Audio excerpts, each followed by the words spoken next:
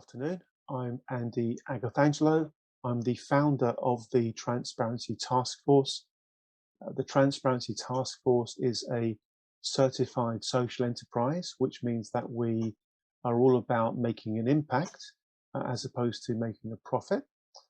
We do a great deal of different things to help positively influence the way that the financial sector works.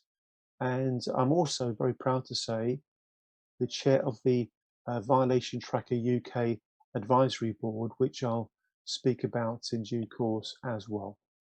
So, as you all know, this session is all about Violation Tracker UK.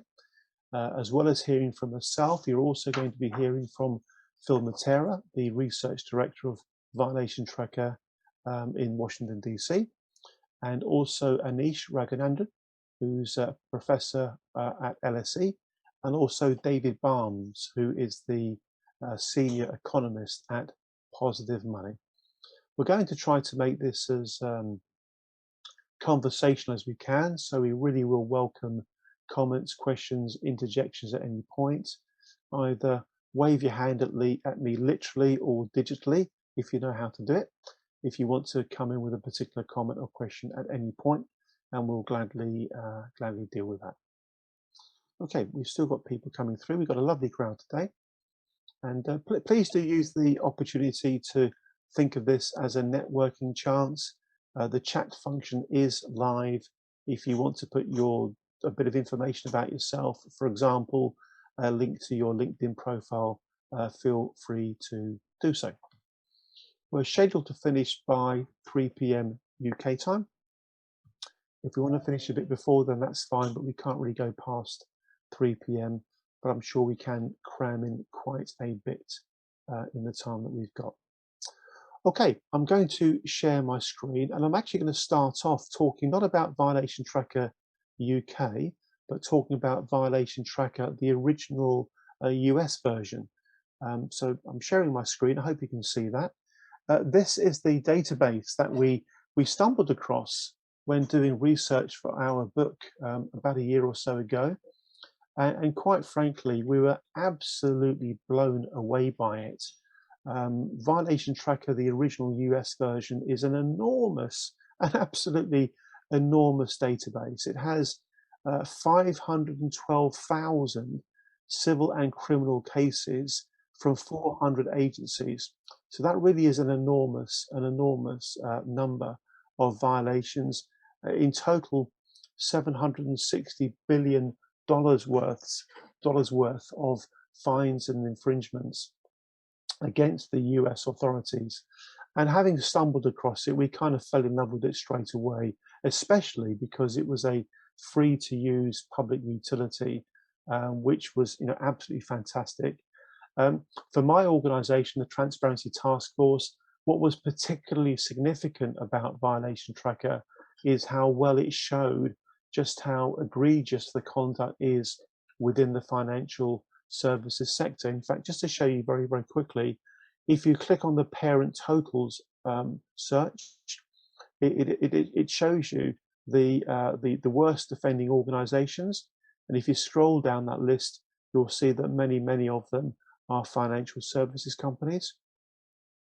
And similarly, if you were to actually choose to search on the parent industries, as I'll do here, you click on the industry totals, it very quickly shows you that the financial services sector in the USA is by far the worst offending industry of all.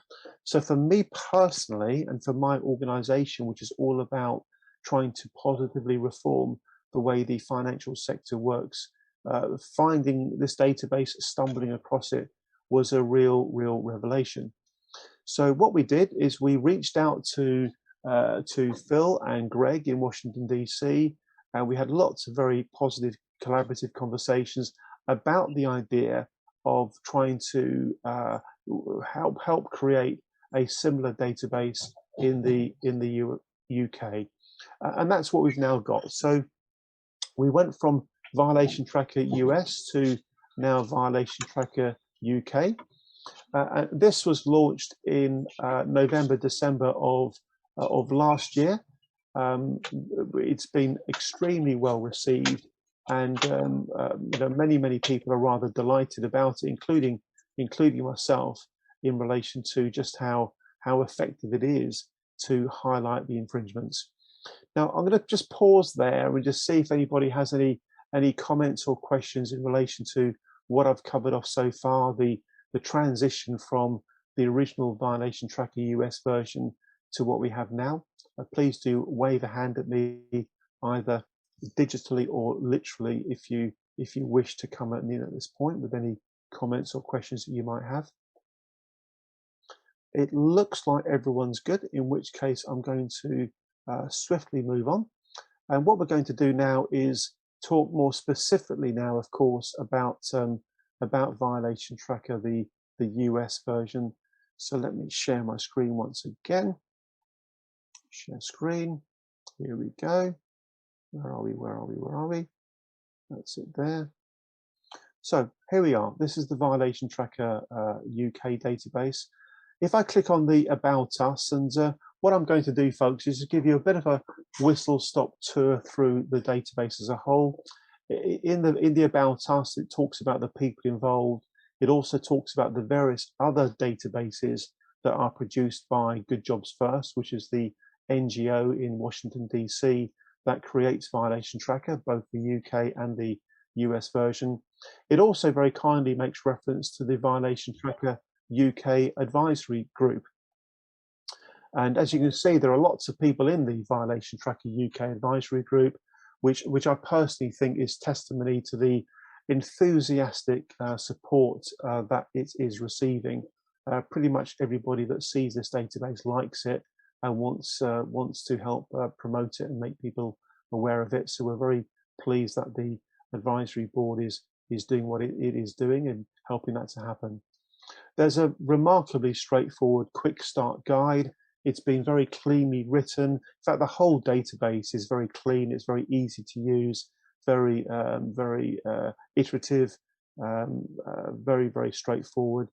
And you can follow that if you wish to get some instruction on how to go about using the database. But quite frankly, I found it so easy to use that you really don't need that many instructions at all. It's just so intuitive. The next thing I'll show is the agency data sources. And this, I think, is quite important because this really does show you the amount of work that has been done to produce the database. So there's a list here of over 40 UK-based authorities. You can see there's a long list here, including all the major regulators that you would want. And for the first time ever, stress this, the first time ever, Violation Tracker UK has brought together and aggregated all the publicly available data relating to the various agencies that you can see in front of you. And this is just a treasure chest, a real treasure trove of infringement information that's of real use to all kinds of stakeholders.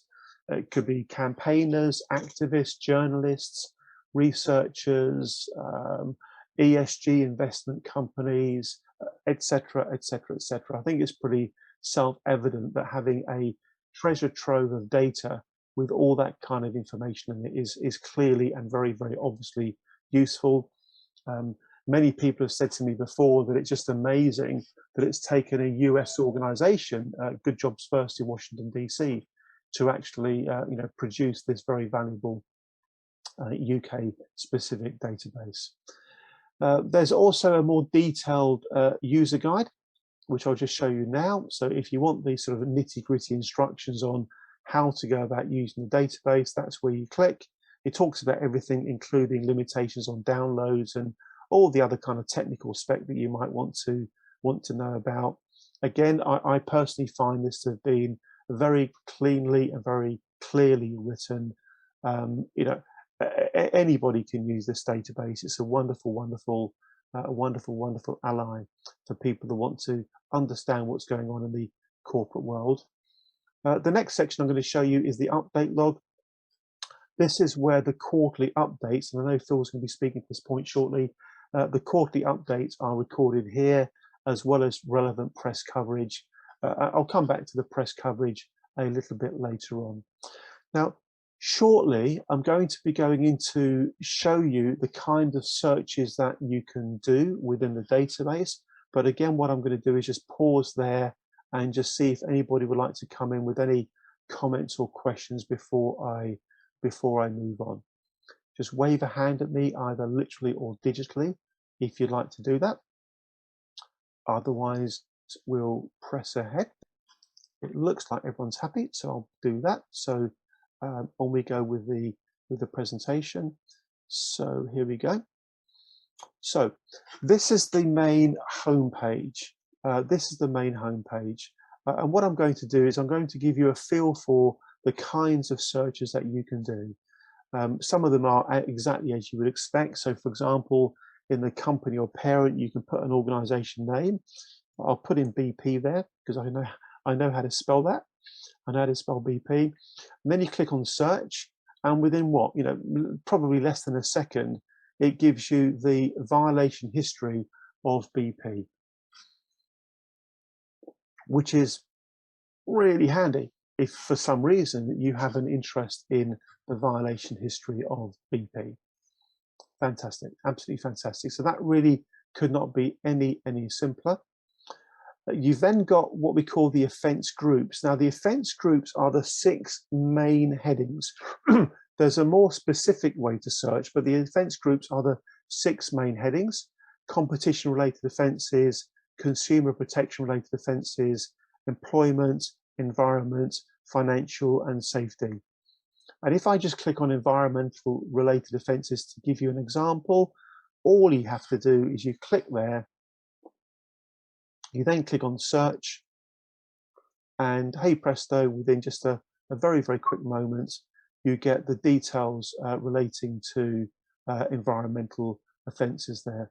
I think what I've done is I've double searched here, so it's giving us the environmental related offences of BP. So let me just show you that again. So this is where it's doing a bit of Boolean searching and giving you the environmental related offences of BP. If we now take BP out of the company box and click on search again, what it will do is give us more general information about environmental infringements. As you can see, the top 10 parent companies are shown. Southern Water Services is the worst offender. It ranks the offenders by size of total fine. So the figure there is £93,464,000 worth of fines against Southern Water, which may not surprise you because Southern Water has been in the press quite a bit, as well as other water companies for the sewage going into the sea and the rivers, etc. And as you can see, it also gives you the number of cases, 66 cases. Then we've got Flybe, then Monarch, then Thomas Cook, etc., etc. So they're the worst 10 offenders in relation to environmental infringements.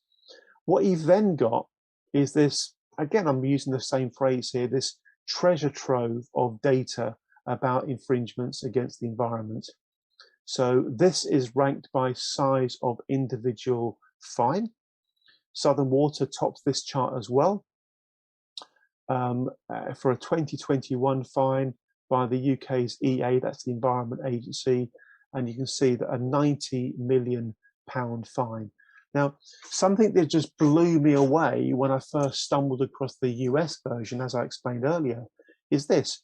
With every case in the database, as far as I know, with every case in the database, if you click on the amount of the fine, it then takes you to a specific narrative about that particular fine.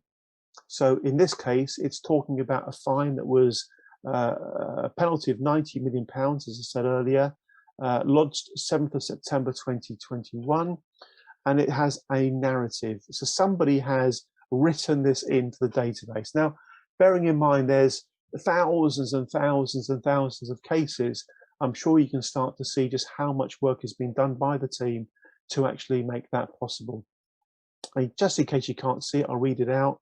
This case is about Southern Water being handed a record £90 million fine after pleading guilty to thousands of illegal discharges of sewage which polluted rivers and coastal waters in Kent, Hampshire and Sussex.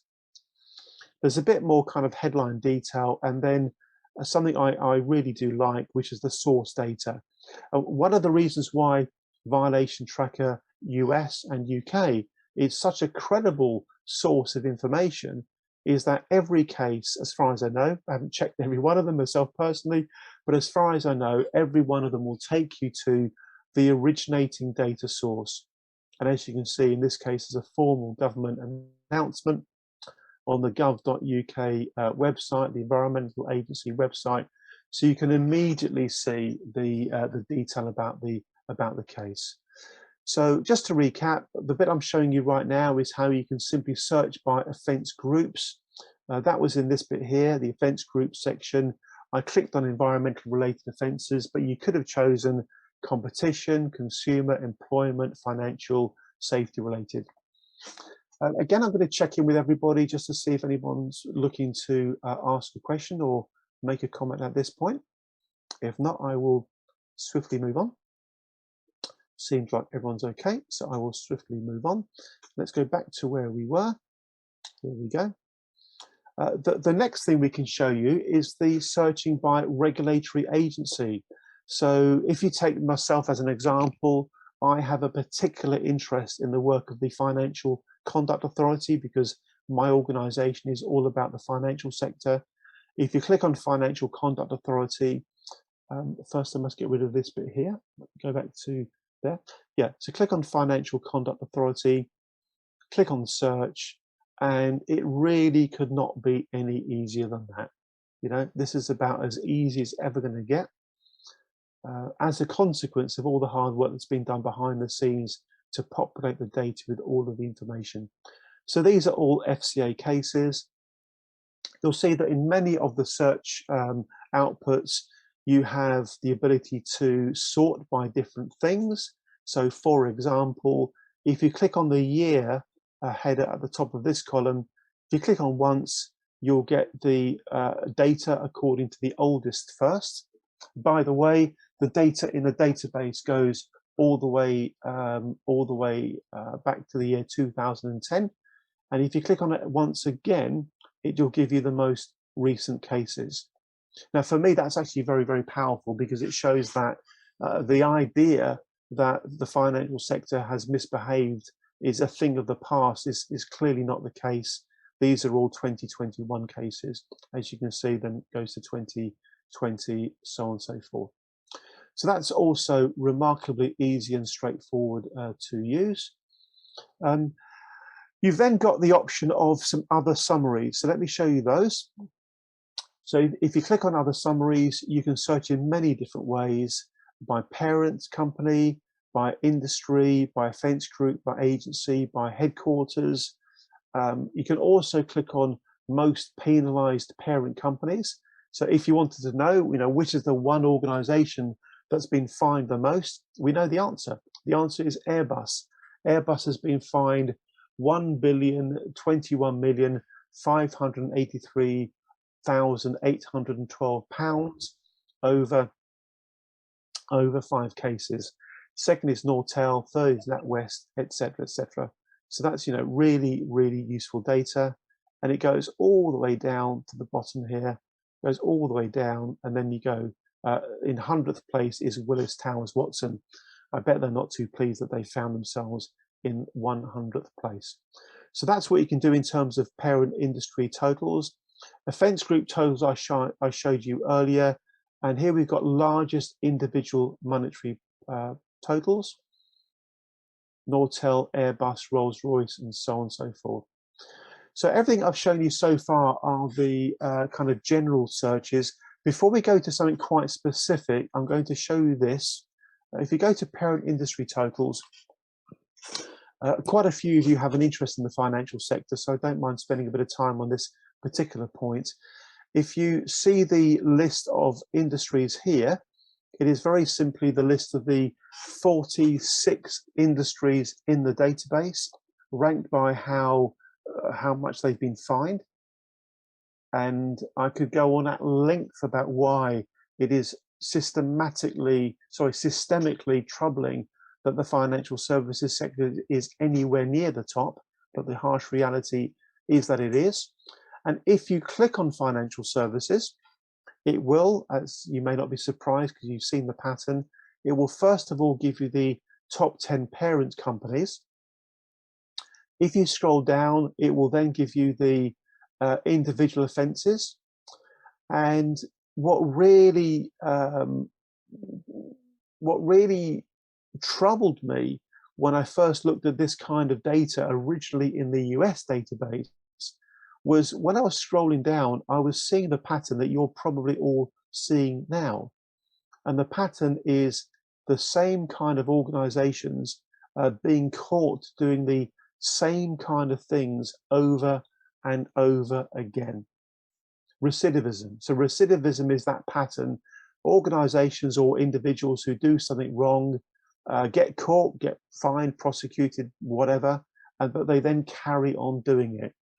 And for me personally, that then took the thinking to a very, very interesting place. And the interesting place is, if the primary purpose of regulation is to help ensure good market conduct, then perhaps this data suggests quite strongly that the regulatory approach doesn't seem to have a good effect. It doesn't seem to be changing behavior because it doesn't seem to be changing the conduct of organizations who are being caught time and time again for doing the sorts of things that they have been doing.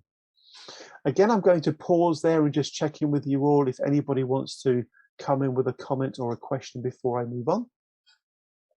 The next bit I'm going to show you is about the more specific searches that you can use. And after I've done that, we'll check in to see if there's any other comments or question, and then we'll pass on to Phil Matera, the research director at Good Jobs First. Okay, looks like you're all getting out of this what you want, which is great. So here's the database once again. Now, the next bit is probably one of the bits that I find most valuable, because you can search in a very, very specific way. So to do that, you need to first of all go to the advanced search option at the bottom right hand. So click on advanced search. There's a lot on this page. Find out more about that page if you want to when you want to look in your own time. But the bit I'm going to focus on is the offence type.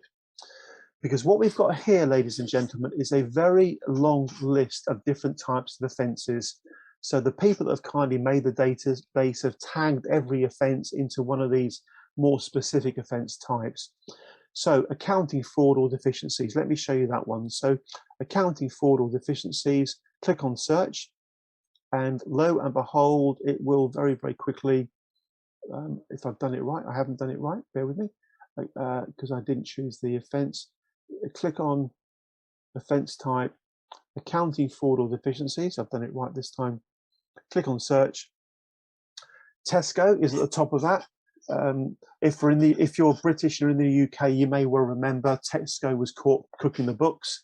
That's why they've ended up with a £132 million fine.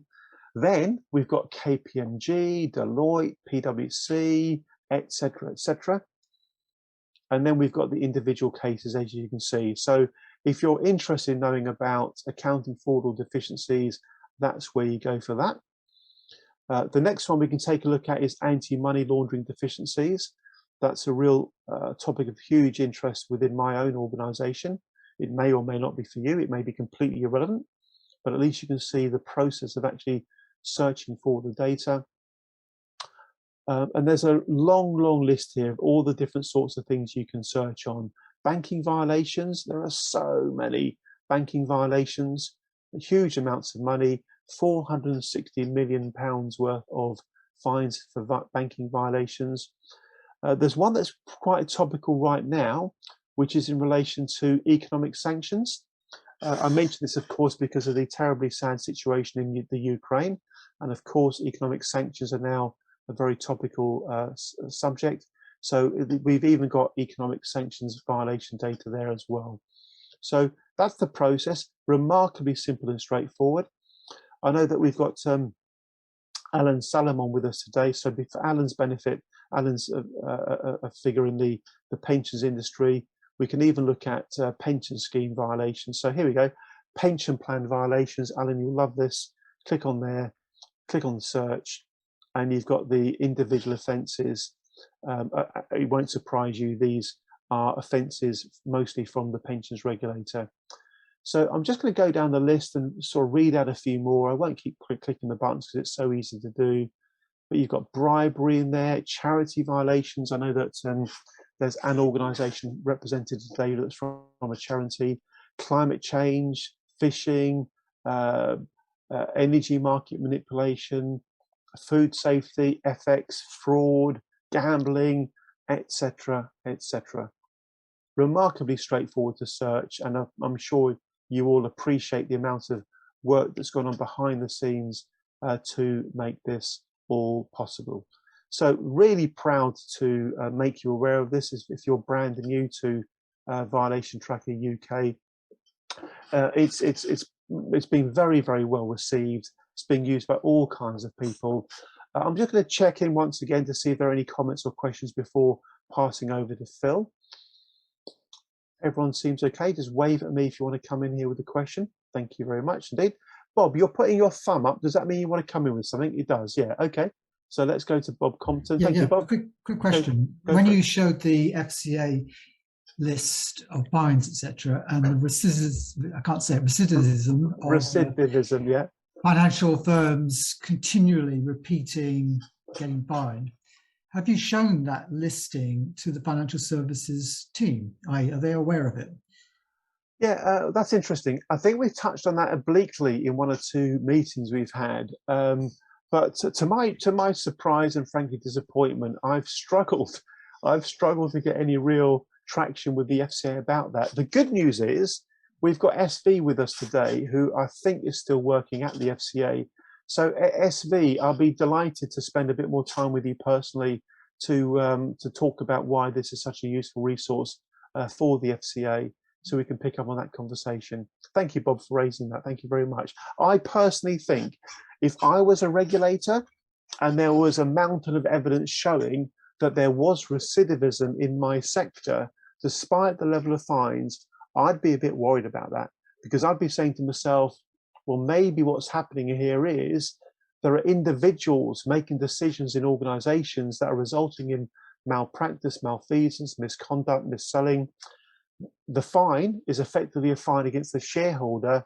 There's a lack of personal jeopardy and personal accountability at the top of the organizations, and because of that, the regulatory approach is actually failing to have any real impact. And I think that a lot of people are becoming increasingly convinced of that. Thank you for your point, Bob. Thank you very much. Does anybody else want to come in here with anything before we move on? In which case, thank you very much for listening attentively so far. We'll go to Phil. Phil, please do take a moment to introduce yourself and share what you'd like to talk about today. Thank you, Phil. Thank you, Andy. So I'm Phil Matera. I'm the research director at Good Jobs First and head of the corporate research project, which produces both the US and the UK violation tracker. Our chief UK researcher, Anthony K. Bagley, is on the call as well. I just want to give a shout out to him and all his great work. I want to clarify a few points. Andy did a great job of describing the databases. You may have noticed that in some of the entries on the UK site, the penalty amount is 0.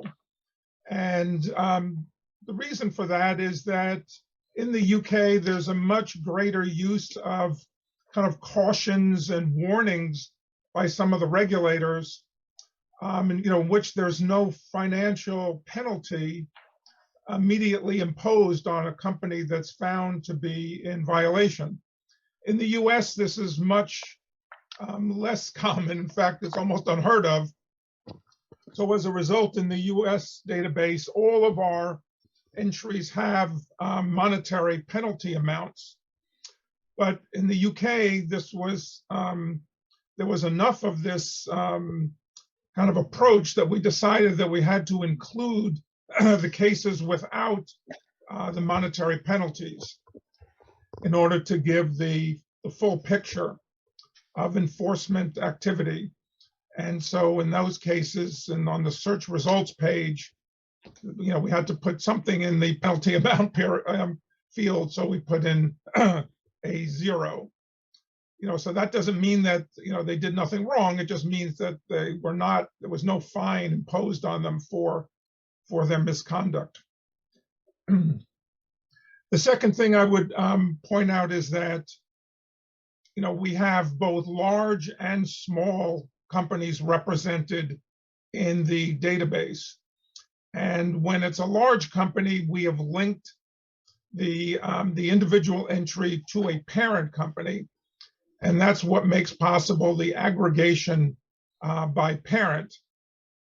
But we also include all of the smaller firms that are not linked to a larger parent, so you can search them as well. It's just that there's no parent summary page.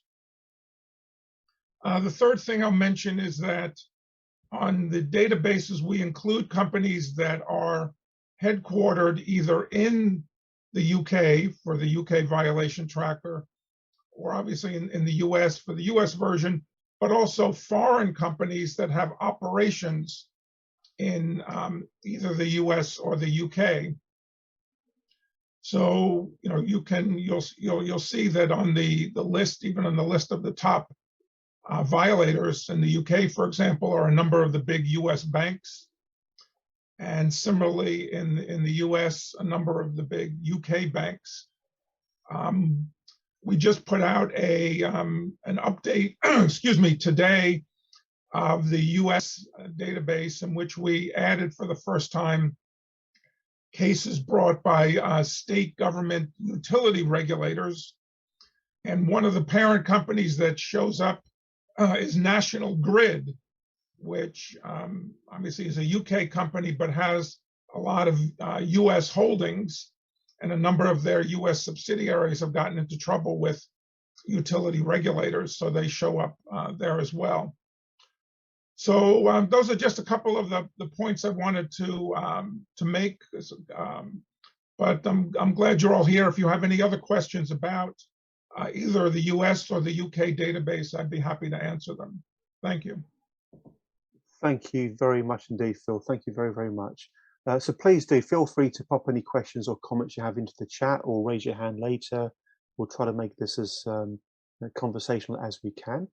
We're now going to go to Anish. So Anish is on a train. The signal's holding up so far. If it crashes, then so be it. I mean the signal, not the train, not the train, obviously. But we'll do the best that we can with what we've got. Andy, I think Nigel had a question. Oh, forgive me.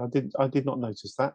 Nigel, please do make your point, sir. And why don't you go straight to that? Thank you, Nigel. Thank you. Oh, thank you, Phil, for spotting that. I'd like to ask you if there's been any further thoughts on possibly including, or what the situation is generally with the Financial Ombudsman Service in relation to violation tracker. Given that it is the biggest single dispute resolution body, and we all know they're a non-punitive organisation, but there's a huge number of offences that pass through their hands that never materialise onto violation tracker.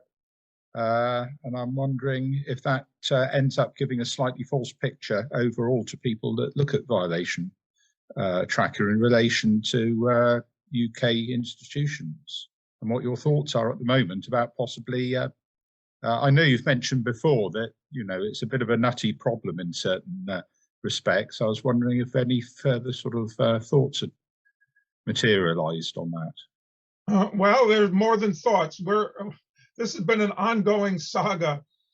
There are about 75,000 decisions posted on the Financial Ombudsman website in which the complaint was upheld. And it would take us a long time to read every one of those decisions and create entries. So we filed an open records request with the service it took them 3 months to respond, and then they finally responded to say that, well, our request was not worded properly. And therefore they were turning it down. So I submitted a new request worded the way they asked, and now it's been about a month since then, and I still haven't gotten a response.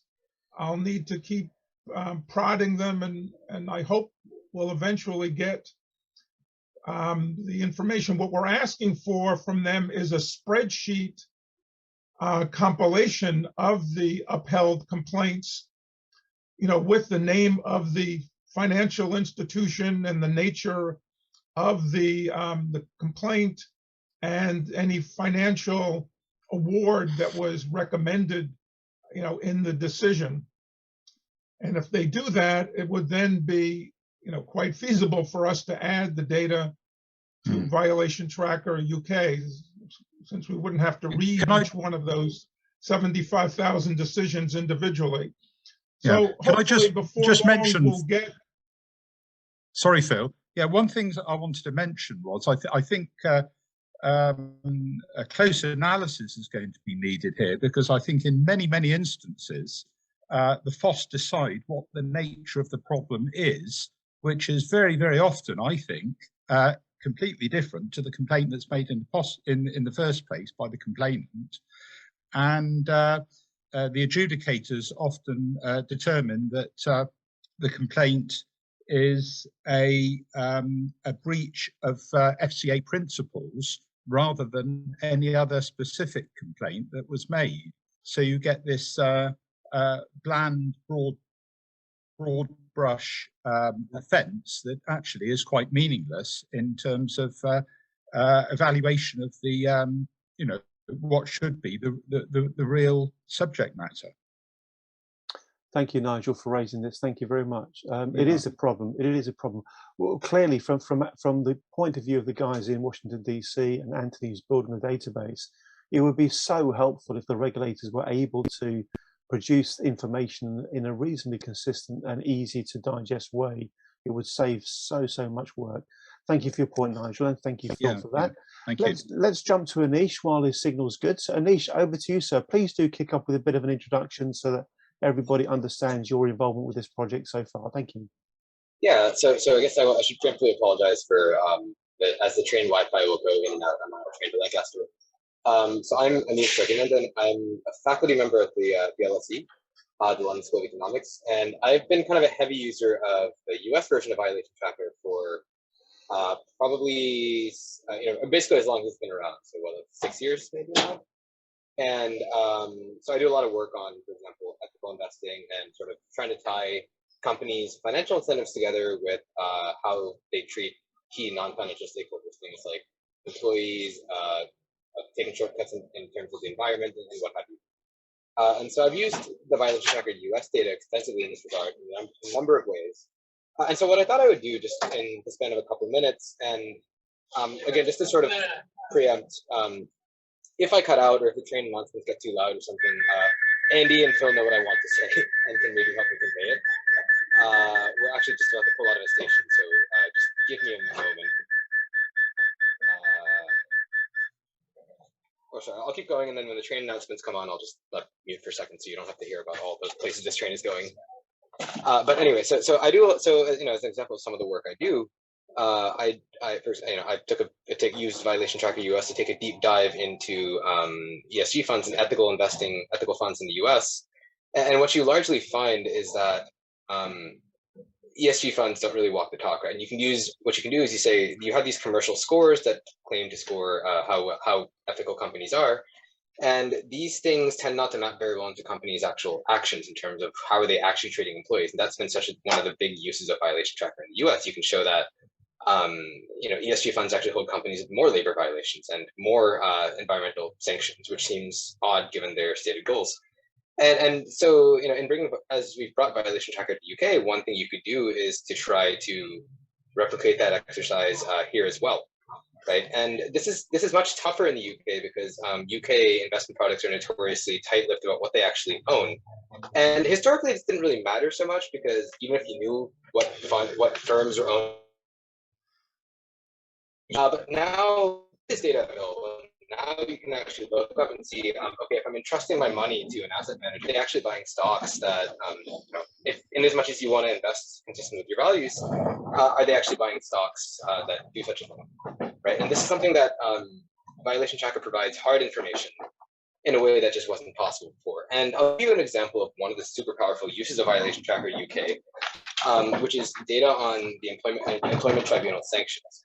Right. So many of you who are familiar with the employment tribunal, what it is, how it works, and so on. And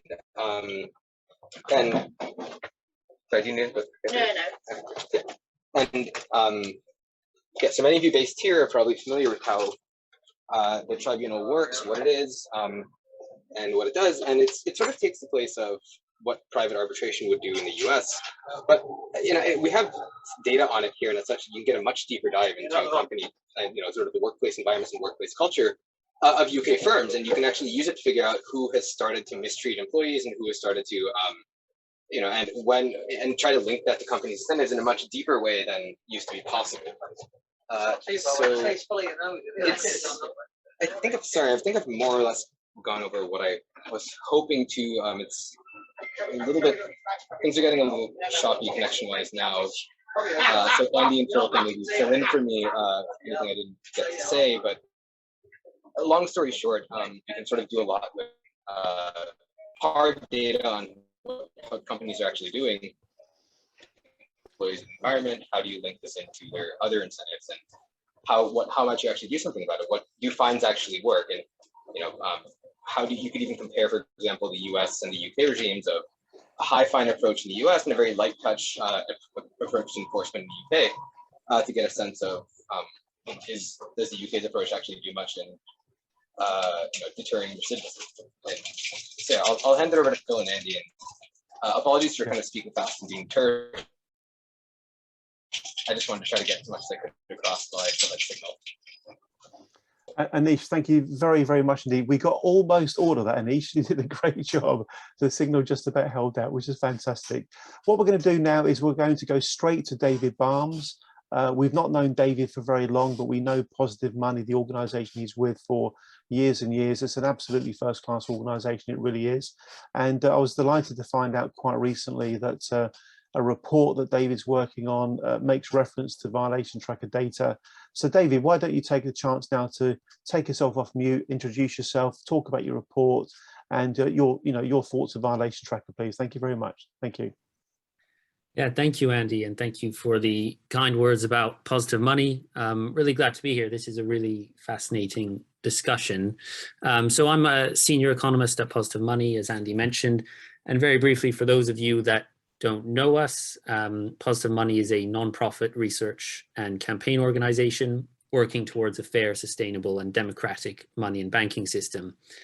So we were founded in the UK following the global financial crisis. And we now also have a team in Brussels, and we've just set up a US entity as well. So I looked into this tracker, as Andy mentioned, while doing research for a forthcoming report on the political power of finance, which we'll be publishing in a couple months' time. So I'll tell you a bit about this report and explain how it relates to the tracker. So currently, as I'm sure many of you here are aware, the government is engaged in a multi-year legislative process to develop a new regulatory framework for UK financial services. And it's quite clear that the financial sector is pushing a deregulatory agenda that, in our view, runs counter to the public interest. Now, of course, we in civil society, including TTF and Positive Money and partners, have been trying to push back against that agenda. And in trying to influence the future regulatory framework, my colleagues and I felt it was important to better understand exactly how the financial sector is exerting its influence over policymakers. So in other words, what is it exactly that we in civil society are up against here? So through our research, we've identified 5 distinct, although sometimes overlapping, channels of power through which private finance influences public policy. And we've trawled through registers of interests, departmental disclosures, party donations, LinkedIn profiles, and of course, a great deal of existing academic scholarship, as well as projects like the Tracker, to illustrate as vividly as possible and with as much evidence as possible the significance and the extent of the financial sector's political power. So unfortunately, I'll have to withhold some of our findings as we're not publishing until late May, but I'll outline what these 5 channels of power are, and then come back to the Tracker. So first, there are direct financial ties between private finance and policymakers. This is pretty straightforward. For example, financial institutions employing members of parliament while they are still serving as MPs. And these ties, of course, can lead to conflicts of interest. The second channel of power is plain old lobbying. And so here we focus mainly on private finance's meetings with policymakers, in particular the Treasury, as well as submissions to finance-related consultations. Third, there's the revolving door, which I know TTF is doing some great work on.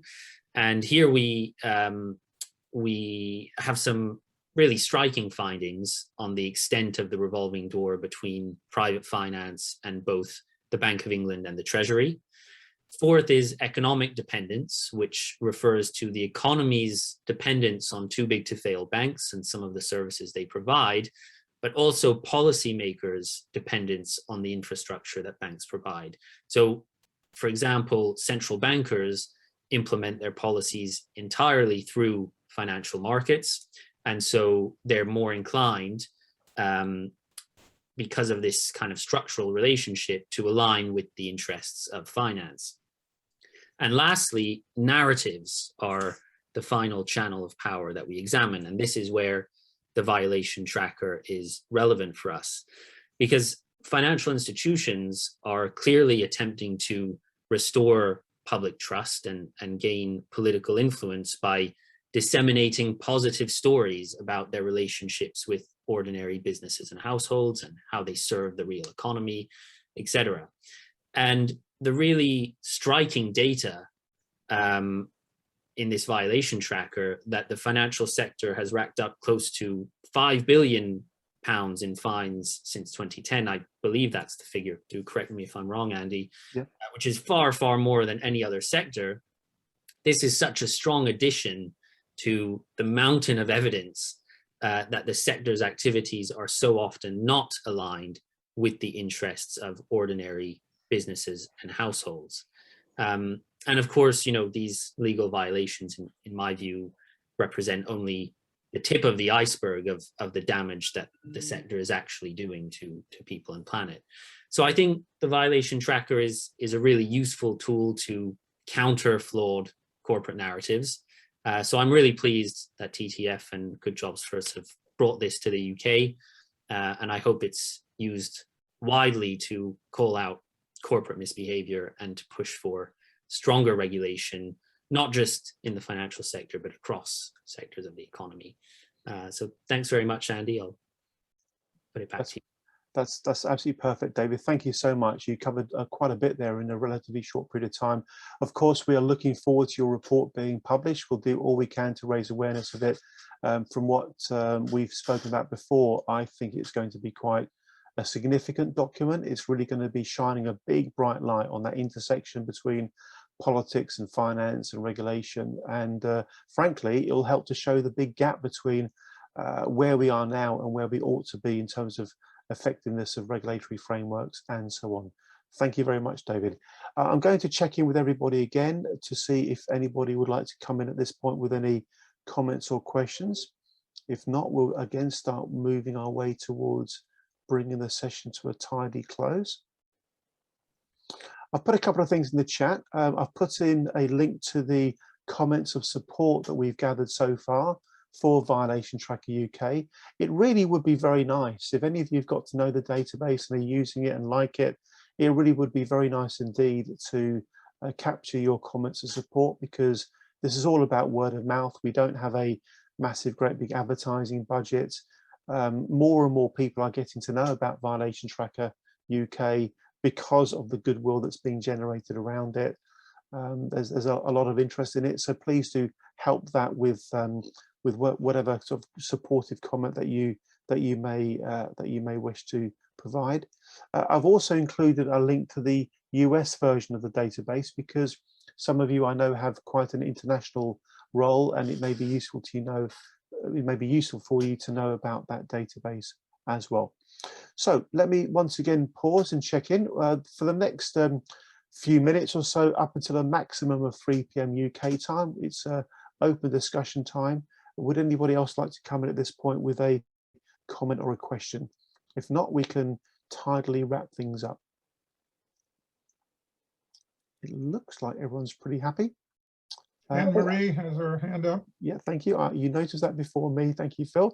Anne-Marie, lovely to have you with us as always. Please start off by telling everybody a little bit about what you do, because Yes. context is always useful. Thank you, Anne-Marie.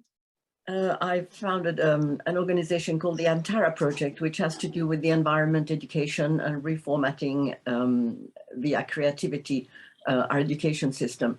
But I have a background in banking as well. Sorry, my voice is a bit off today, as Andy might know. I just wanted to ask, that was really interesting, David Barnes, when the report is out, could we have a link to share on social media? If you can pass it on to Andy, then I would be delighted to share it as much as I can. Thank you very much. Absolutely, yeah, that would be much appreciated. Any shares from any support on social media from this group would be very welcome. And yeah, I'll definitely share a copy with Andy and his team when it's ready. Yeah, and we'll do all we can to raise awareness of it. I think we'll check in again. Does anybody else have anything else? In which case, if not, we'll bring the session to a close. So let me just kind of... So Andy, I just want to mention two things before we close. Yeah. Well, one is that, we do update both the US and the UK databases on a quarterly basis. We just, as I mentioned before, we just posted the latest update for the US version. And next month, thanks to Anthony's great work, we'll post a UK update. And in addition, we're at the very early stages of creating a multi-country version of Violation Tracker, right? Because the US and the UK are not the whole world. There's this problem of corporate misconduct exists elsewhere. So we're just taking the very preliminary steps of figuring out how to create that kind of resource covering multiple countries. So sometime in the future that will emerge. Wonderful. Thank you very much indeed, Phil, for doing that and for giving us your full update today. Okay, everybody, it's been a real pleasure to sort of facilitate and host this conversation. So that's it. You all know about Violation Tracker UK. You've got a feel for how to use it and the way it's being used by others as well. It's an ongoing, evolving story because it's getting bigger and stronger as time goes by. The team at Washington, DC are always open to suggestions about potential improvements. Obviously, there are constraints in terms of resources, but they're a very open-minded and very innovative bunch. So if you find yourself using Violation Tracker in a particular way and you have ideas on potential improvements, then let us know. And of course, a really important point, if you find yourself actually using the data, for example, for a report or something like that, then please do make us aware.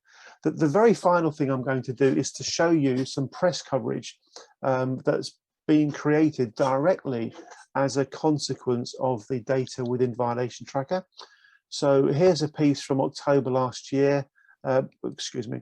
Here's a piece from Violation Tracker from October last year.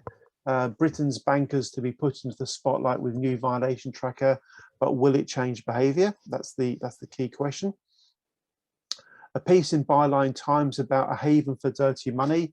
We've all been hearing that phrase a great deal in recent weeks off the back of what's sadly happening in Russia, in Ukraine. Violation Tracker really did help to expose the realities of the dirty money here. You can probably see this section there that says nearly half of all corporate violations in the past decade committed by the financial sector.